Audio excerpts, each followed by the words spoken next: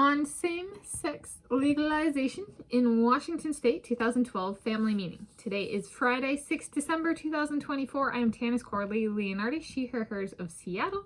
I'm going to cover the legalization of same-sex marriage in Washington State in United States of America. So signed/passed on Monday, 13 February 2012, and enacted 12 years ago today, Thursday, 6 December 2012. And then contextualize it in terms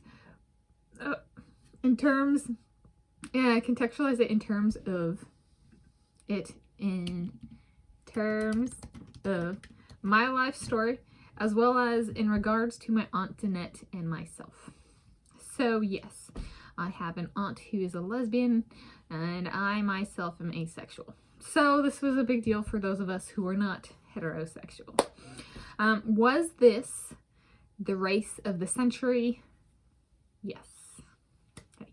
A lot of people are like, it's the 2020s, and they're like, oh my gosh, this is the best, and it's the best, and it's always got to be, that decade. It's like, for me, I'm going to be a little bit, highbrow, high class with this pick and be like, something that happened over a decade ago. Whoa, but still this century. Okay. So, additional introduction here is I voted to legalize same-sex marriage in Washington State in 2010. However, was in the minority and it did not pass then. So it actually passed through a different means. It passed by female Governor Christine Gregoire. And it is, so far as I am aware and informed, not legalized nationwide. In fact, it is still banned in about 32 states. Meaning that per the results of the 2024 presidential election, it is actually opposed by both Democrats and Republicans. So it's not, so it's a little bit, it's a baby. and if we're going with like nationwide legalization is like birth, then it's not even a baby. It's still in the womb, so to speak, a bit behind other social identity politics, so to speak, and rights. So, context in my life story. So, my aunt is a lesbian. I am asexual. I made a pride flag that I have shown on this channel previously into about 2005, 2006. And it is an issue that I have always cared about. I have kind of known that I was not heterosexual. However, that I would say the correct way for me to phrase it is, it wasn't like I hit middle school and I was like, something's wrong with me. No, I kind of always knew that I was not heterosexual. However, there was a big catch for me of that also didn't mean I knew what the term was. And they had a Backstreet song, so it was born in the early to mid 1990s, and there's a song, and there's a lyric in a Backstreet song where it's I am sexual, or am I sexual? And I would hear that song and always be like, no, right? And asexual literally means not sexual. Right? So, like, in terms of pop music, I always knew the term. So it was just kind of life aligns like that sometimes. But it was something I felt strongly about, and it was a topic that I chose in both middle school and high school and college, to when we had to choose topics. Some people went with the arcane in comparison, like race or gender. And I was like, oh, I'll take the new kid on the block, but it's not even a kid yet, the one that relates to me and my family. And so it's something that I've paid attention to, right? What's context in my life story is it's a common theme, and I've said on this channel, if I wrote my autobiography, it would be, the overtone and undertone. Overtone would be sexual orientation, and undertone would be socioeconomic class. So it's my number one, right? So it's always been there. So this happening was, of course, something I picked up on, which is actually saying something, because when it got passed, 6 December 2012, I was living on an island in the middle of the Pacific Ocean. So a different state, Hawaii. Okay. So it's something that I have stayed tuned into. And all right, in regards to my Aunt Danette, so her getting married, what about Cara? So I grew up in CARA, number one car in my life story, at least currently. And she was involved in shows when I was like really young, and Cara was a girlfriend who was like a sustained girlfriend she brought to family functions, family events, and more recently I still have heard about Cara on occasion. And so when this passed, there was a little bit of a like, maybe I don't ask how do I let you know, but like it brought into the realm of like, you know, she couldn't legally marry that girlfriend that she brought to, you know, that brunch at the Palisades. Right. So it was like, while our family was accepting of her and Cara, that the Washington state was not. United States of America was not.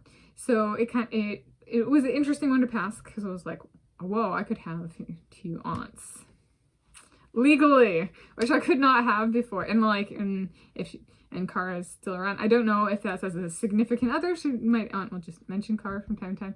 But so it's something that has become a possibility.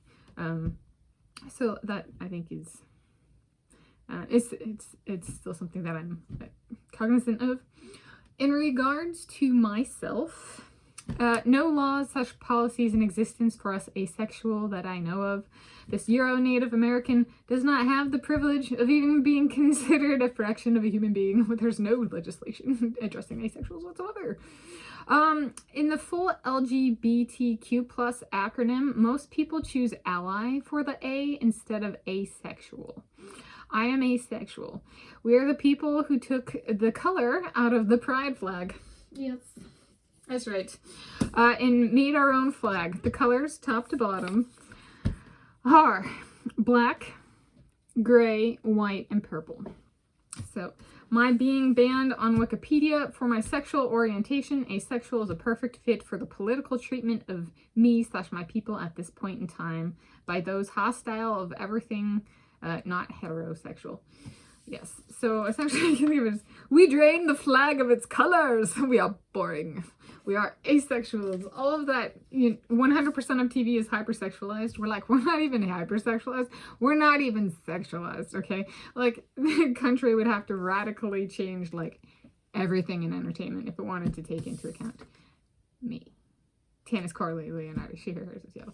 So there's a little bit of, I've been watching it and I'm like, I don't, like, we're, like, they're like, same-sex marriage is like the thing that could become a human, and asexual rights is like the thing that we're just like, you guys don't fucking care. Like, you don't even, you say A is ally, not A is asexual. You deny our existence. You have to go back for what, to what? So, in my life story, it's kind of like, good for the same-sex marriage, asexual marriage. Alright. Alright. So, in conclusion, this is a little bit on same-sex marriage legalization in Washington State. So, do a conclusion. A politically correct exercise for the conclusion. If I married Elvis Presley and became Mrs. Elvis Presley, full name Tanis Corley Leonhardi, currently would become Tanis Corley Presley, I would be the first person in 2 generations of my biological family to take my spouse's surname and drop my family name at the time of marriage for different sex, male-female marriage. Yes.